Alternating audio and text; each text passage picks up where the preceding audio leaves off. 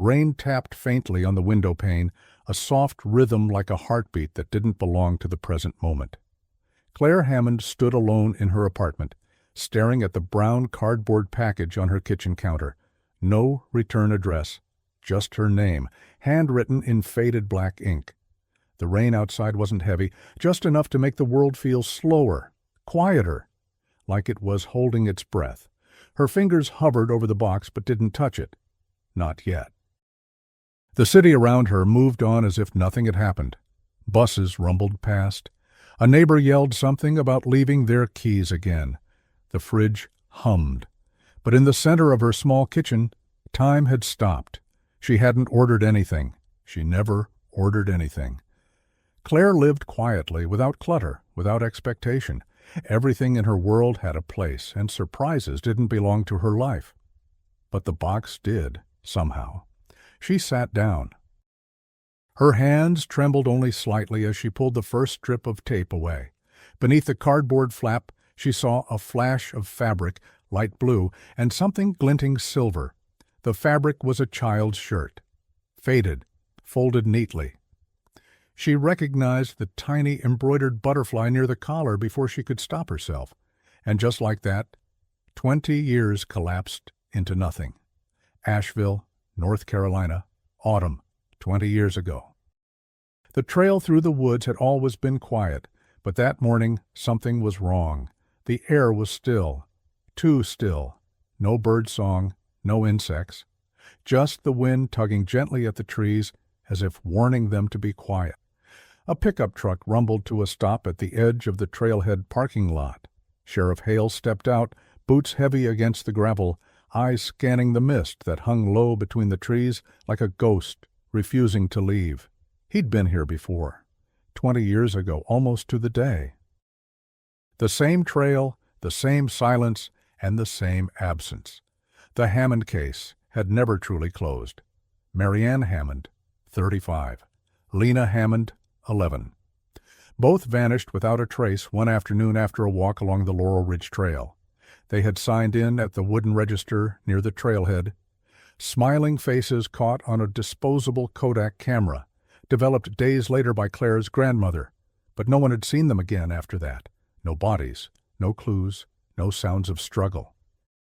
No footprints leading off trail, just two lives, dissolved. Claire had been 8, sick with fever that day, left behind with Grandma Ruth in their warm living room. She had watched cartoons with dry toast on her lap, not knowing it would be the last time she'd ever hear her sister's laugh or her mother's voice. Back in the apartment, Claire unfolded the shirt. It smelled faintly of cedar, as if it had been in a box, somewhere safe, somewhere old. A small envelope fell out and fluttered to the floor. She picked it up, her chest tightening. Inside was a Polaroid. Her mother and sister stood beside each other, smiling. The photo wasn't one Claire had ever seen.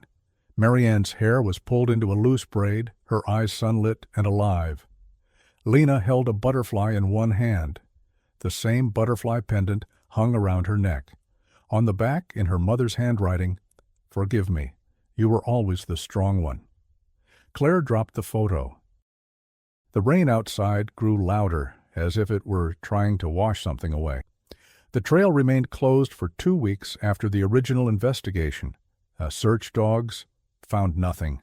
Helicopters flew daily. Dozens of volunteers combed through underbrush and creek beds. But nothing. The last person to see them had been Jack Langford, their neighbor. He'd waved to them that morning as they backed out of the driveway. They looked happy, he told police at the time. Just a mother and daughter out for a walk. I wish I'd known it would be the last. Everyone in Asheville knew the Hammond family. Marianne was a high school counselor, kind, empathetic, a little too quiet. Her husband had died in a car accident years earlier, Claire's father. She never remarried. Lena was bright, full of curiosity. She once wrote a class essay saying she wanted to be a secret explorer. That detail had haunted the detectives for years. Was it a clue? A plan? But Claire? Claire only remembered the last morning. The way her mom's hand had touched her forehead gently, the whispered promise. "We'll be back before sunset, okay? Be good for Grandma." They never came back. Now, 2 decades later, Claire stood in the center of her living room with the photo in one hand and the pendant in the other. It was the same pendant. The clasp still broken the way she remembered. Her mother had always meant to fix it. There was no note explaining who had sent the box, no fingerprints, no label, just her name and apartment number, in careful feminine handwriting. The mailman didn't recall who dropped it off. No one had buzzed in. There were no security cameras in the old building, but someone knew her address. Someone knew her history. And someone wanted her to know they were still out there. She sat on the couch, holding the Polaroid. The butterfly pendant felt cold in her palm, heavy, familiar. A knock at the door startled her. She didn't move. Another knock, louder this time. She rose slowly, photo still in her hand, and opened the door. Detective Ray Morales stood there, older now, gray hair cropped close, rain dripping from the brim of his coat. He hadn't seen her since she was a teenager. His eyes flicked to the box on the table, then back to her face. "We need to talk," he said. Claire Hammond didn't talk about her mother and sister, not to coworkers, not to friends. Not even to her therapist, not really. They were ghosts, sealed behind a polite smile, hidden beneath an organized life, filled with routines she never questioned. Monday was for laundry, Tuesday for grocery shopping. Wednesday, she shelved biographies at the back of the free library's 3rd floor where no one bothered her. Her life was clean, predictable, until the package. Now everything she touched felt unstable. Even the library cartwheel squeaked louder. Even her tea tasted bitter, though she hadn't changed the brand in years. She stared at her reflection in the break-room mirror that afternoon, unable to look away. Her hair was tied in the usual bun, not a strand out of place. No makeup, just the same tinted chapstick she'd used since high school. But behind her eyes, there was someone new, someone watching, someone remembering. Claire had always remembered, in fragments. The light that filtered through the curtains in her childhood room. The clink of her mother's rings against the sink as she washed dishes. Lena's laughter echoing from the backyard. But the days after they vanished, that was another story. No funeral, no closure. Just casseroles dropped off by neighbors and awkward silences when teachers asked if her parents would be attending the next meeting. And Grandma Ruth, aging too quickly under the weight of holding the family together. Claire had learned to fold grief like laundry, neatly, quietly. By 16, she'd stopped asking questions. By 22, she'd moved to Philadelphia. By 28, she'd trained herself to forget how Lena's voice sounded. She sat with Ray Morales at the cafe across from the station. He stirred his coffee, watching her. "You're different," he said. Claire didn't respond. She just glanced out the window. "You used to ask questions every time I visited. Wanted to know if there were any new leads. Then one day, you stopped. I figured you'd moved on."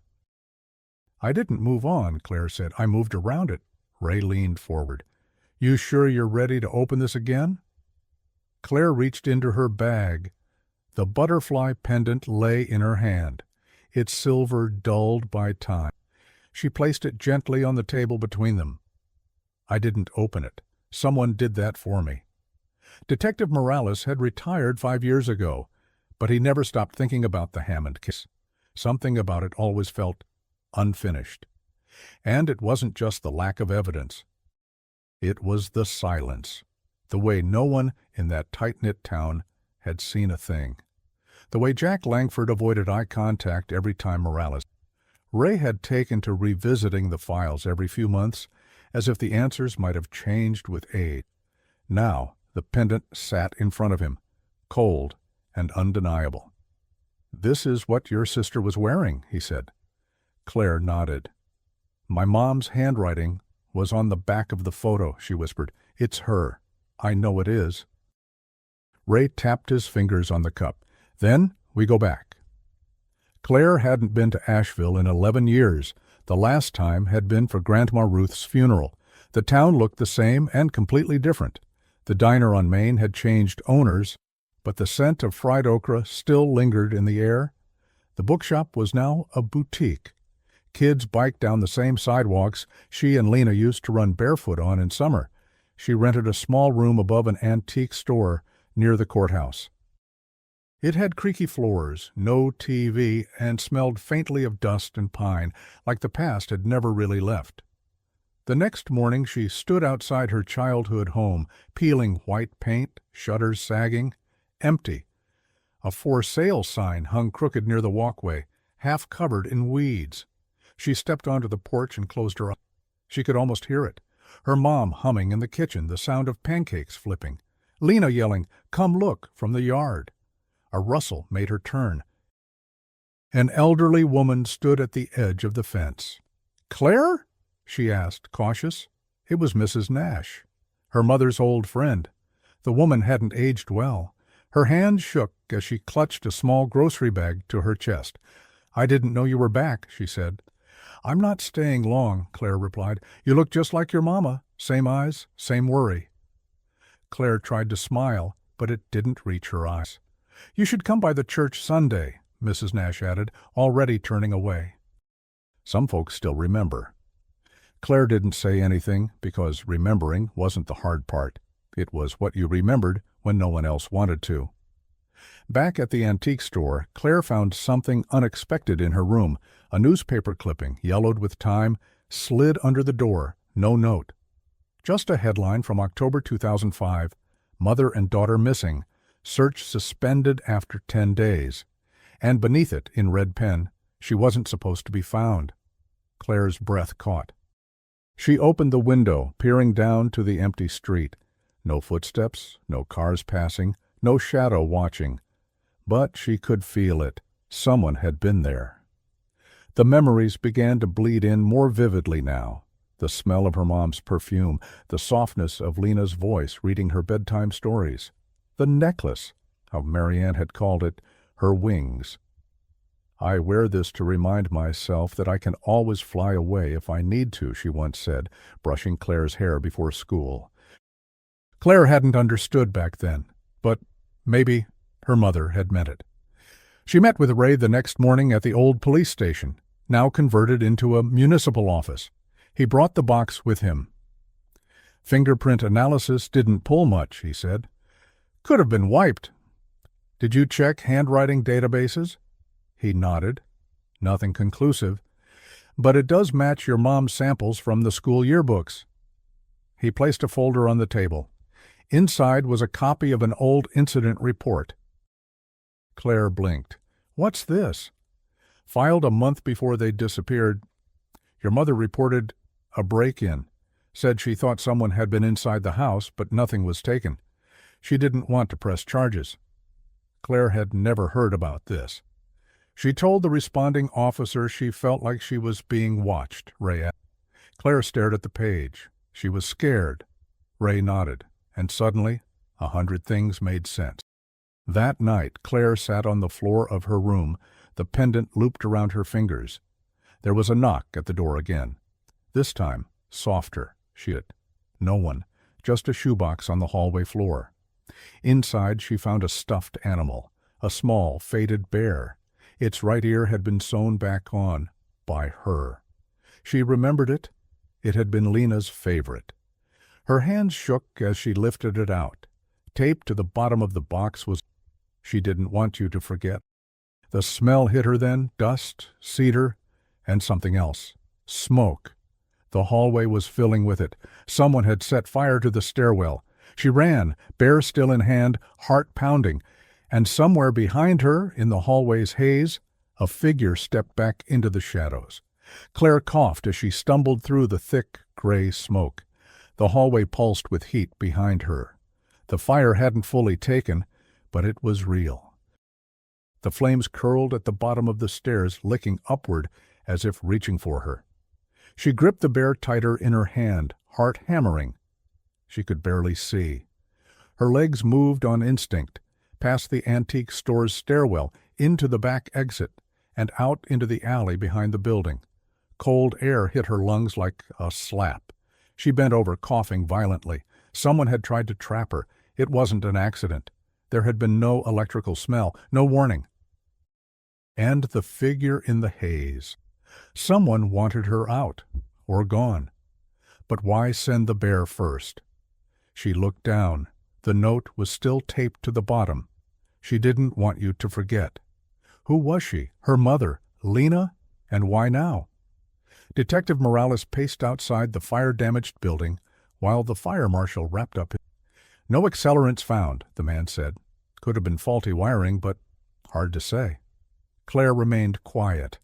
She didn't tell him about the figure in the hallway. Or the note, or the bear. She couldn't, not yet.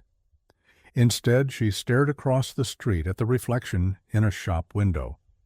Her own face looked unfamiliar. That night, Claire didn't sleep. She moved into a cheap motel near the city limits, the kind with buzzing lights and cracked tile floors. She didn't care. She just needed a door that locked. She placed the stuffed bear on the nightstand beside the butterfly pendant, two ghosts side by side.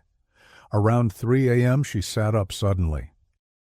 Her ears were ringing, and then she heard it, a faint scraping sound, coming from the room next door. It stopped. Then again, like something being dragged slowly across the floor. She stood, pressed her ear to the wall. Nothing. Then a soft knock, but not on her door, on the wall. 3 slow taps. Claire stepped back, and then the power flickered and went out. The next morning, Claire called Ray. "I'm being followed," she said. He didn't ask how she knew. He just asked, "Do you still have the Polaroid?" She did. "Bring it." Back at the station, Ray took her into the old evidence archive, now just a dusty back room where case files went to die. He opened a drawer labeled Hammond, M.L. Inside were photos she'd never seen, search maps, volunteer lists, a list of names from the church Marianne attended, a second list, names of men her mother had counseled at school. Claire froze when she saw one name, Gregory Shaw. She recognized it. He was a janitor. He'd been at her elementary school. Her mother once mentioned him being troubled, that he came to her for help, that he made her uneasy. There had been no evidence to link him to anything. But now, looking at the list, Claire felt the hairs on her arms rise. Ray noticed. "He used to stare," she said. "Not at me, at Lena." Ray circled the name. Claire looked again. Below Shaw's name, Jack Langford, her old neighbor. She felt the floor tilt beneath her. What the hell was Jack doing on this list? Claire hadn't seen Jack Langford in years. He still lived at the same address, tucked at the end of Sycamore Lane, near the forest edge. She parked across the street, heart pounding. The driveway was empty. No lights on. But the mailbox was open, and a newspaper lay soaked on the steps. She walked up slowly, knocked once. No answer. She tried the knob. Unlocked. "Jack?" she called. Still nothing. She stepped inside. It smelled of dust and old wood. The house was cold, silent. On the wall hung dozens of photographs, sunsets, birds, trees, none of people. She moved toward the back room and froze. There on the desk was a box, a small cardboard box, and beside it a note in shaky handwriting. "I'm sorry, Claire, I didn't know how else to help." She opened the box. Inside was a VHS tape, no label. She turned and screamed. Jack stood in the doorway, face pale, eyes red. "I didn't hurt them," he said softly. "I swear to God." Jack Langford sat on his porch steps with his head in his hands. "I didn't know where they went, I swear, but I knew she was planning something." Claire sat beside him, silent. "Your mom came to me a week before they disappeared, said she was scared, said someone was watching them. She didn't trust the cops, said If anything happened, I should give you this." He nodded toward the tape. "I never thought you'd come back." Claire gripped the VHS. "Why didn't you give it to me sooner?" "Because," Jack said, breaking, "the day after they disappeared, someone left a note on my truck windshield. Stay quiet, or she'll stay gone." Claire found an old VCR at a thrift store. That night, in her motel room, she pushed the tape in. The screen flickered. Snow. Static. Then her mother's face, framed in soft yellow light. She was sitting in a bedroom Claire didn't recognize. The camera was shaky, probably propped up. Marianne looked directly into the lens. "If you're watching this," she said, "then something went wrong." Claire's heart stopped. "I don't have time to explain everything. I'm sorry I didn't take you. I needed to protect at least one of you." She blinked back tears. "There's someone who doesn't want the truth to come out. I tried for. He always finds me. If Lena and I disappear, remember the butterfly." The screen cut to black. Claire couldn't breathe. Who was he? Gregory Shaw? Someone else? And why not go to the police? She watched the tape again, and again, each time, noticing more. A photo in the background, a motel logo, a calendar. The date, October 12th, 2005. The day after they disappeared. The tape was recorded after. They had survived, at least for a while. Ray confirmed it. "That motel, that's the Pines outside Knoxville. Shut down in 2007, but I remember that place, run down, off the grid." Claire packed a bag. She was going. At the site of the old motel, only the frame remained, rotting wood, shattered windows. But inside, beneath the floorboards of room 6, she found it, a locked tin box, and inside, another photo. Lena, slightly older, haircut shorter, holding up a drawing of a butterfly. Behind her, a road sign, faint but legible. Rockbridge County, location, another breadcrumb, but also in the box, a birth certificate, not hers, not Lena's, a baby, born in 2006, no father listed. Mother, Marianne Hammond. Claire sank to her knees. Her mother had been alive and had a baby. She had a sibling she never knew. Back at the motel, she spread everything on the bed, the pendant, the stuffed bear, the photos, the note, the VHS, and the certificate. Someone had delivered these in pieces, knowing exactly what she needed to see, when she needed to see it. But someone else was watching too. She found a note under her windshield that night. "Stop digging. Some ghosts are meant to stay buried." Claire didn't cry when she found the birth certificate. She sat still for a long time, staring at the name. Noah Hammond, born a year after her mother and sister were declared missing. Place of birth, Rockbridge County, Virginia. How had no one ever known? Was he still alive? Was he safe? She had a brother. The thought sat in her chest like a stone, heavy, real. Ray met her at the old train depot outside Asheville, now a cafe with overcooked coffee and peeling wallpaper. He flipped through the photos in silence. "I'll call someone in Virginia," he said, quietly. "Do you believe it now?" Claire asked. Ray looked at her. "I always believed you. I just didn't think I'd get a second chance to prove it." He slid a piece of paper across the table. An address in Rockbridge County, a farmhouse, once rented to a woman under the name Anne Hill. Marianne's maiden name was Hill. Claire didn't hesitate. She was already packing a bag. The farmhouse stood alone among dry fields and whispering trees. Claire stepped from the rental car and immediately felt the stillness, not silence, just a kind of pause, the kind of quiet that only lingers in places where something important has happened. The front door was open. Inside, dust coated everything. A child's drawing still hung on the fridge, stick figures, one taller than the others, holding a smaller hand, the words "Mom and Me" scrawled in red crayon. Claire felt her throat tighten. On the kitchen counter, a mug with butterflies, faded, chipped, familiar. In the living room, she found a box of toys, untouched for years, and in the bedroom, under the floorboard, a torn page from a journal. "I hear trucks at night. He found us. I don't think we'll be here long." no signature. But she knew the handwriting. It was her mother.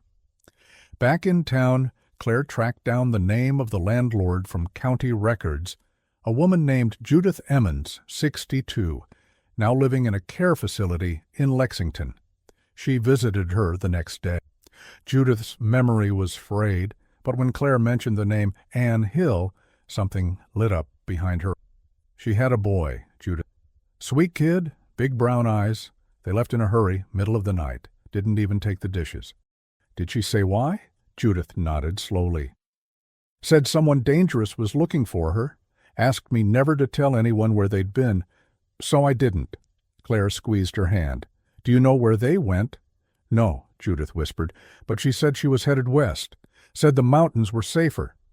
Claire followed every scrap. She searched missing persons databases, called old women from church directories, even visited a woman in Tennessee who once claimed to have seen Mary Ann at a shelter. But it wasn't her. False leads piled up like paper cuts, small, stinging, endless. And all the while, someone kept watching. The motel clerk said a man came asking about her.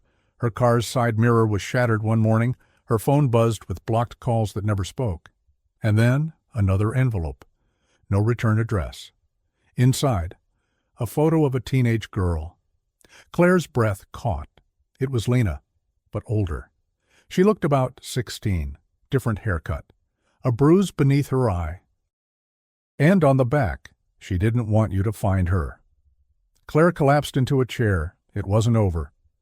Ray tracked the photo's background to a high school in Colorado, Salida High School, year 2011. Claire flew there the next day. She spoke to the school secretary, posing as a documentary researcher. The secretary blinked at the photo. Oh, that's Ellie Hill. Claire froze. She was only here a semester. Came in quiet, left quieter. Do you have her records? Not anymore. The mom pulled her out. Said they were moving. No forwarding address. Claire stared at the empty hallway. Her sister had been here, alive, with a new name. A library computer gave her another clue, an article in the Salida Times, dated January 2012. Local woman and daughter missing after storm. Names Ann and Ellie Hill, missing again. Claire read every word, her stomach tightening. No bodies found. Car washed away in a flash flood, case closed. But Claire didn't believe it. The pattern was too precise. Disappear, resurface, disappear again, as if someone was chasing them. Ray called that night. I found something. He'd run a background search on Gregory Shaw. Turns out he'd been arrested in 2007 in West Virginia under a fake name, charged with trespassing and stalking. But the charges were dropped. Not enough evidence. The woman in the case? A single mother. Name sealed. But Ray got a copy of the police report. The handwriting matched the note Claire found under her windshield. Same pen. Same ink, same slant. It's him, Claire whispered. He's still looking for them, Ray said, and now he's looking at you. Claire returned to Asheville. The case was too big now, too layered. And then the second package arrived, delivered by hand, no postage. Inside, a USB drive, a necklace, a note. The necklace was unmistakable. Her mother's, the real one, not the replica Claire had found weeks ago. The note read, "She's alive, but not for long if you keep pushing." Sorry. Claire plugged in the USB. A video played. It was grainy. From a distance. A woman walking into a grocery store in Utah, shoulder-length hair, sunglasses, alone. She turned toward the camera for one brief second. Claire gasped. It was Mary Ann, older, tired, but alive. She showed Ray. He ran it through facial recognition software. 87% match. We need to get to Utah, he said. But what if she's running again? Claire asked. Ray looked at her. What if she's not running anymore? Claire hesitated. Every step forward cost something. Time, sleep, sanity, safety. But the truth was close, too close to stop. She packed her bag. Again. But this time she wasn't just looking for answers. She was looking for family. As she drove west, the phone rang. Blocked number. She answered. A man's voice. You were supposed to forget. Then silence. Claire drove through Utah's desert highways with the silence of the mountains pressing down on her. The grocery store from the video was in a town called Cedar Ridge, a quiet patch of nowhere, nestled between red rock cliffs and dry winds that seemed to whisper secrets no one ever told out loud. She arrived just before dusk. Ray was already there, waiting in a rental car. He handed her a coffee. She didn't say thank you. He didn't expect her to. They watched the store for hours, no sign of the woman, not yet. But then, at 7:46 p.m., a familiar figure emerged from the far side of the lot. Head down, sunglasses on, Claire stood too fast. Her coffee spilled. It was her, older, thinner, wearing a gray hoodie, moving carefully, like someone who knew how to disappear. Marianne Hammond. Claire stepped into the open, but Ray grabbed her arm. Wait, we don't know who's watching. Claire pulled free. But Marianne was already gone. Into a car, into traffic, into the folds of time again. They got the plate number. Ray had contacts in DMV systems. The car was registered to a Susan Ellis in Bluffdale, Utah. No prior records. Fake name. The address led to a small trailer park outside town. Claire knocked once. The door opened slightly, and there she was, Marianne. Her mother, 20 years older, still wearing the butterfly necklace. She didn't gasp. She didn't cry. She whispered one word, no, and tried to shut the door. Claire held it open. You sent the package, she said. Marianne's face was stone. You shouldn't have come. Inside, the trailer smelled like lemon oil and old books. Claire sat stiffly at the table while Marianne made tea. Her hands trembled as she poured. I sent it because I thought you were still searching, she said finally. I didn't expect you to come this far. You sent me your pendant.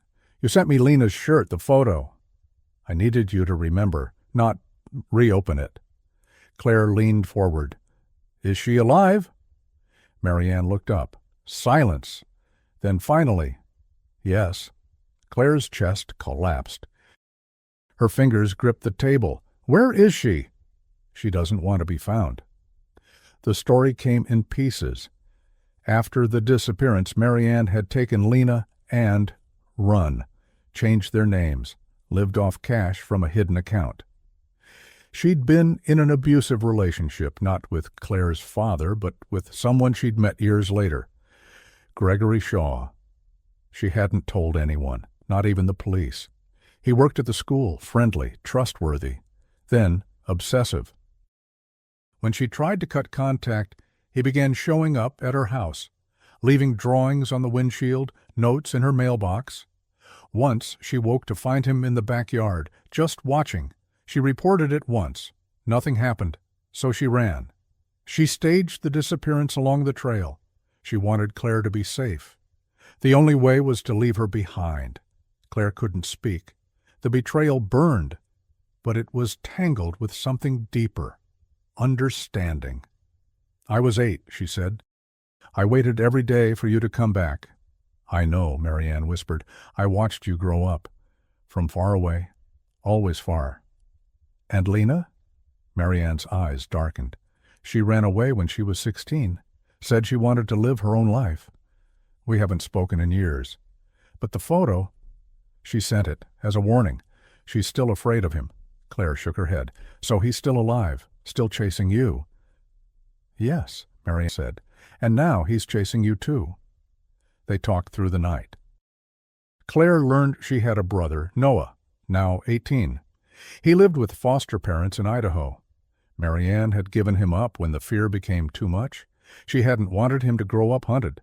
She'd been watching from a distance ever since. He doesn't know who I am, she said, but he's safe. Claire stared at her mother. You can't run forever. Marianne looked tired.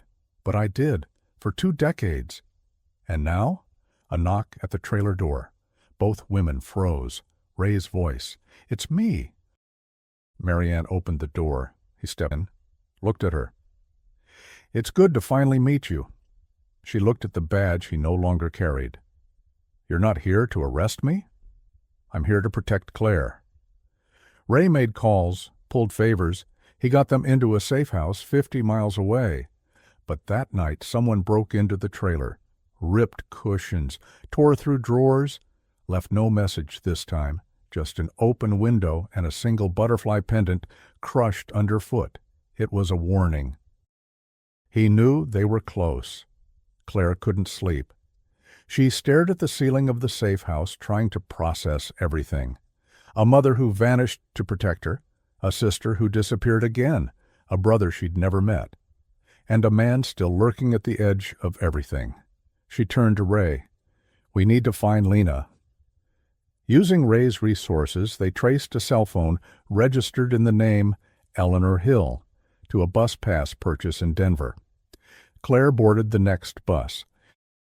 She found Lena working at a bookstore. Her hair was red now. She wore glasses.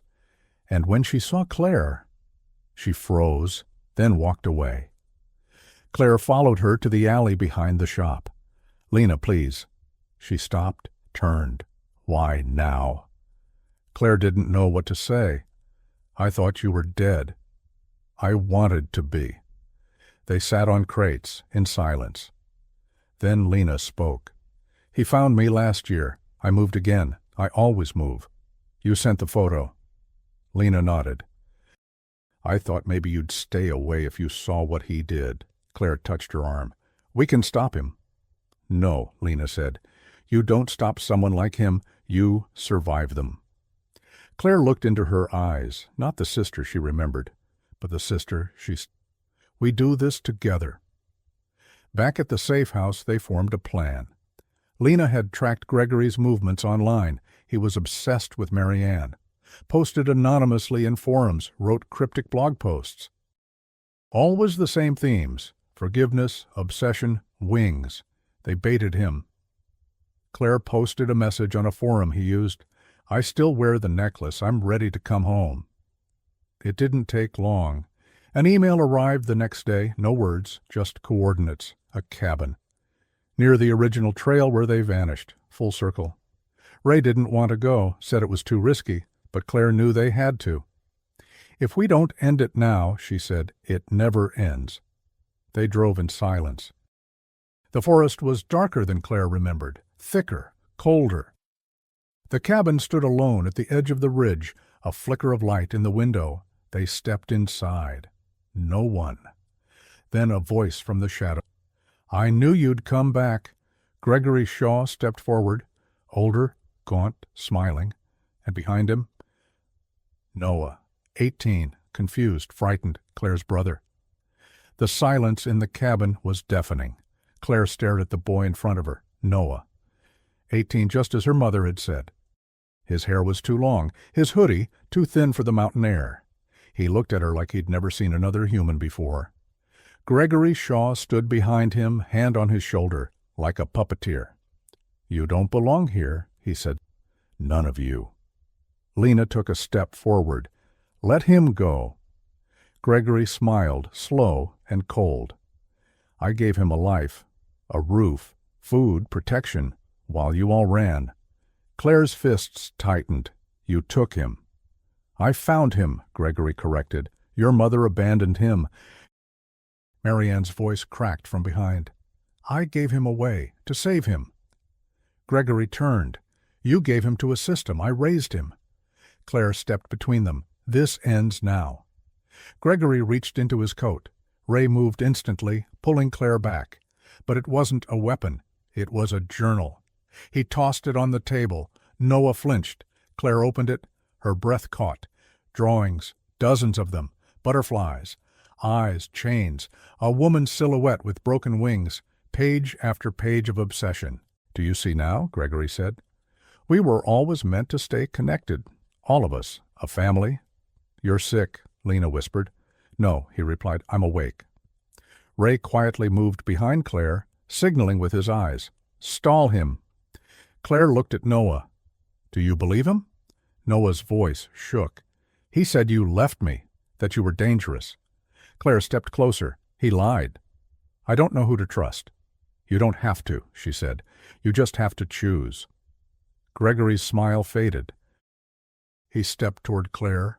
Back away, Ray said. Gun drawn. Guns don't fix broken families, Gregory replied, eyes locked on Claire. They stop them from getting worse, Ray said. Gregory lunged. Ray fired once, into the wall beside him. The sound shattered the room. Noah screamed. Marianne covered her mouth. Lena froze. Gregory dropped to his knees, not shot, just defeated. Ray kicked the journal away. Claire ran to Noah. For the first time, she touched his face. I'm your sister, she whispered. Tears filled his eyes. I don't know you. But you will? Police came within the hour. Gregory was arrested without resistance. He smiled the entire way to the car. Noah sat wrapped in a blanket beside the cruiser, silent. Claire didn't push him. Marianne stood in the clearing, watching the trailhead, the same one where she'd vanished 20 years ago. Lena joined her. I hated you for leaving me, she said. I know. But I understand now. Marianne nodded. I never wanted you to grow up like I did. I didn't, Lena said. I just never grew up at all. They embraced. For the first time in 2 decades, Claire stayed in Asheville a few more weeks, long enough to watch the leaves turn, to get to know Noah. He was quiet, smart, scared of sudden movements, but gentle. She took him to see where she grew up, the swing set, the pond. He smiled once, briefly. It was enough. Lena decided to stay close for now. She got a job at the public library. Claire helped her create an email account. Marianne lived in a cabin Ray helped her secure, off-grid but warm. Sometimes they all had dinner together. It was awkward, beautiful, real. One evening, Claire sat alone on the trail where it all began, the same wooden sign, same wind in the tree. She took the pendant from her neck and pressed it into the dirt beside a rock. She didn't need it anymore. It rained on the morning Claire left Asheville. Not heavy. Just enough to blur the windshield, to soften the world. She watched the trees lean into the wind, like they were bowing in slow motion, respectfully, quietly. Like the forest itself had been waiting all these years for someone to come back and finish the story. The trail was still there, same wooden gate, same gravel path. But something in her had changed. She parked the car, stepped out, and walked into the trees. Not to disappear, but to remember. At the clearing near the ridge, she found the rock where she'd left the pendant. It was half covered now, dirt and leaves beginning to claim it. She didn't dig it up. She let it stay buried. Some memories aren't meant to be erased. They're meant to rest. A few days later, back in Philadelphia, Claire stood in front of a classroom. She'd been offered a position teaching writing at a community center. One of the prompts she gave the students was, write about something you lost and how it came back in a different form. One student wrote about his dog, another about time, another his voice. Claire wrote nothing that day. She only stared at the sentence on the board and felt it. Lena visited a month later. She stayed in Claire's guest room, read through all the books on the nightstand, and left sticky notes on every page. Noah called once a week, quiet, careful, but slowly warming. Marianne sent postcards, never from where she really was. Old habits die hard. One night, Claire received a package, no return address. Her chest tightened. Inside was a photograph, 6 people in it. Claire, Lena, Noah, Marianne, Ray, and Mrs. Nash, taken outside the cabin weeks ago. On the back, in familiar handwriting, this is what healing looks like. Claire smiled. For the first time, the past didn't feel like a weight. It felt like a root, something that kept her grounded, not stuck. She framed the photo, set it on the shelf beside a small ceramic, one Lena had given her with a sticky note. For the days when you forget how far you... On the anniversary of the disappearance, Claire sat alone near the Laurel Ridge Trail. Not to mourn, but to honor. She pulled a notebook from her bag and began writing. Once, a girl vanished. So did her mother And so did time. But what the world calls sometimes just means transform. She changed, and so did I. The sun filtered through the branches, warm and golden. Claire closed her eyes. For the first time, she didn't feel like someone waiting. She felt like someone who'd finally arrived. And then, just like 20 years ago, rain began to tap gently against the leaves, soft, rhythmic, like a heartbeat. The world once again held its breath, but this time, Claire exhaled